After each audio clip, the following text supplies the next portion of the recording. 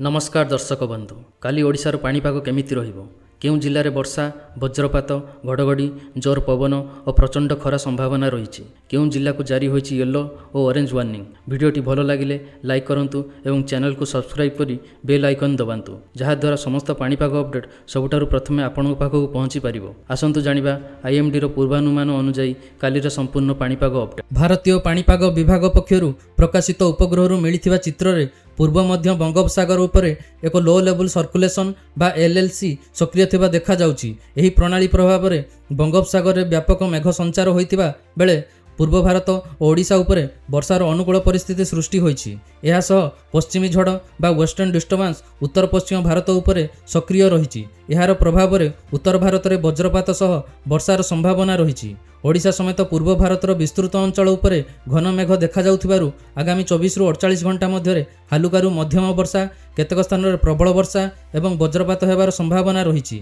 पाणीपाग विशेषज्ञ मतानुसार बंगोपसागर रे सक्रिय ही लो लेवल सर्कुलेशन आहुरी संगठित हेले वर्षार परिमाण बढ़ी पारे। तेणु मत्स्यजीवी और साधारण लोकंकु पाणीपाग विभागर सतर्क सूचना उपरे नजर रखियाकु परामर्श दिया जाइछि। बंगोपसागर उत्तर पश्चिम भाग एवं उत्तर ओडिशा पश्चिमबंग उपकूल निकटरे थिबा घूर्णिबलयर प्रभाव रे एक लघुचाप क्षेत्र सृष्टि होइछि। एहा सहित संलग्न घूर्णिबलय समुद्र पतन ठारू प्राय 7.6 किलोमीटर उच्चता पर्यंत व्यापी रहिछि एवं आसंता 2 रु 3 दिन मध्यरे आहुरी सक्रिय हेबार संभावना रहिछि। एहार प्रभाव रे दक्षिण पश्चिम मौसुमी वायु ओडिशा रे सक्रिय रहिछि। गत 24 घंटा मध्यरे उपकूल और आभ्यंतरण ओडिशार अधिकांश स्थान रे हालुकारू मध्यम वर्षा सह वज्रपात होइथिला बेले बरगढ़, संबलपुर, सोनपुर, बौद्ध, कंधमाल, बलांगीर, मालकानगिरी, केन्दुझर, झारसुगुड़ा और कटक जिल्लार प्रबलरू अति प्रबल वर्षा रेकर्ड करा जाइछि। सर्वाधिक 18 सेंटीमीटर वर्षा बरगढ़ जिल्लार आंबभनारे रेकर्ड होइथिला बेले संबलपुर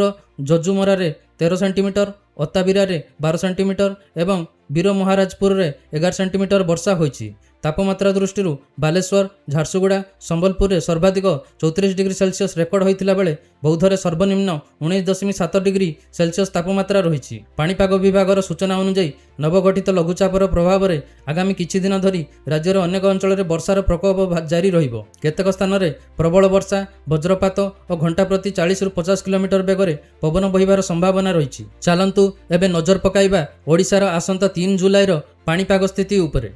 ओडिशा रे वर्षार प्रकोप आहुरी बढ़िबाकू जाउछि। पाणीपाग विभाग पक्षरु जारी होइछि रेड, ऑरेंज और येलो वार्निंग। आसंतु जानिबा केउं जिल्ला पई केउं सतर्कता जारी होइछि।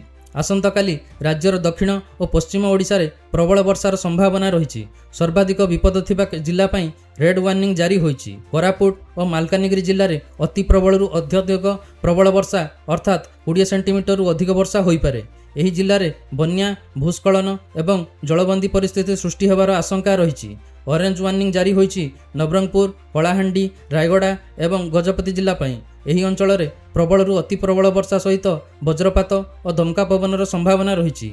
येलो वार्निंग जारी होइछि नुआपड़ा, बलांगीर, सोनपुर, बौद्ध, कंधमाल, गंजाम, नयागढ़, खोर्धा, पुरी, कटक, बालेश्वर और मयूरभंज जिल्ला पई। एही सबु अंचल रे स्थाने स्थाने प्रबल वर्षा होई पारे। अन्य पक्षरे सुंदरगढ़, झारसुगुड़ा, संबलपुर, बरगढ़, देवगढ़, अनुगुल, ढेंकानाल, केन्दुझर, जाजपुर, भद्रक, केन्द्रापड़ा और जगतसिंहपुर जिल्ला रे बड़ धरणर सतर्कता नथिले मध्य साधारण वर्षा जारी रहिबो।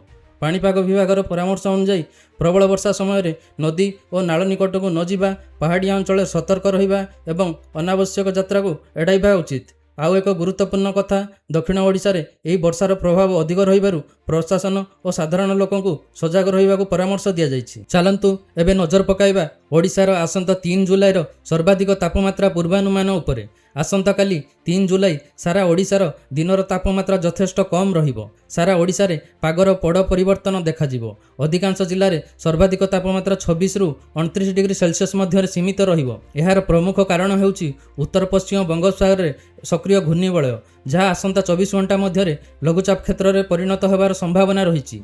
यार प्रभाव में सारा ओडिशा रे आकाश साधारणतः मेघाच्छन्न संपूर्ण घन मेघुआ रहिबो। राज्यर प्राय समस्त जिले में हालुकारू मध्यम वर्षा सह वज्रपात होबार संभावना रही। समुद्र उपकूल अंचल रही स्वतंत्र सतर्कवाणी। ଓଡ଼ିଶା ଉପକୂଳରେ ଘଣ୍ଟା ପ୍ରତି 40ରୁ 50 କିଲୋମିଟର ବେଗରେ ପବନ ଝଟକାରେ 60 କିଲୋମିଟର ପର୍ଯ୍ୟନ୍ତ ବହିପାରେ। ସମୁଦ୍ର ଅଶାନ୍ତରୁ ଅତ୍ୟନ୍ତ ଅଶାନ୍ତ ରହିବାରୁ ମତ୍ସ୍ୟଜୀବୀମାନଙ୍କୁ ସମୁଦ୍ରକୁ ନ ଯିବାକୁ ପରାମର୍ଶ ଦିଆଯାଇଛି। ପ୍ରମୁଖ ସହରର ପାଣିପାଗ। ରାଜଧାନୀ ଭୁବନେଶ୍ୱର ଓ କଟକରେ ସର୍ବାଧିକ ତାପମାତ୍ରା ପ୍ରାୟ 29 ଡିଗ୍ରୀ ଏବଂ ସର୍ବନିମ୍ନ 24 ଡିଗ୍ରୀ ରହିବ।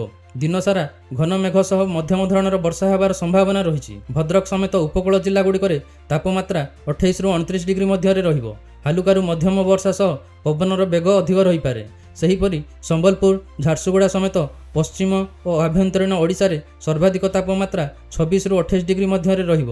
କେତେକ ସ୍ଥାନରେ ପ୍ରବଳ ବର୍ଷା ଓ ବଜ୍ରପାତ ହେବାର ସମ୍ଭାବନା ରହିଛି। ତେଣୁ ବର୍ଷା ଓ ପବନକୁ ଦୃଷ୍ଟିରେ ରଖି ଅନାବଶ୍ୟକ ଯାତ୍ରାରୁ ଦୂରେ ରୁହନ୍ତୁ। ସ୍ଥାନୀୟ ପ୍ରଶାସନ ଓ ପାଣିପାଗ ବିଭାଗର ପରାମର୍ଶକୁ ପାଳନ କରନ୍ତୁ। ଦର୍ଶକ ବନ୍ଧୁ, ଏହି ଥିଲା ପାଣିପାଗର ସମ୍ପୂର୍ଣ୍ଣ ଅପଡେଟ୍। ସମସ୍ତେ ସତର୍କ ରୁହନ୍ତୁ ଓ ସୁରକ୍ଷିତ ରୁହନ୍ତୁ। ଆପଣଙ୍କ ଜିଲ୍ଲାରେ ପାଣିପାଗ ସ୍ଥିତି କମେଣ୍ଟ କରି ନିଶ୍ଚୟ ଜଣାନ୍ତୁ। ଭିଡ଼ିଓଟି ଯଦି ଭଲ ଲାଗିଥାଏ ତେବେ ଲାଇକ୍, ସେୟାର ଓ ସବସ୍କ୍ରାଇବ୍ କରିଦିଅନ୍ତୁ।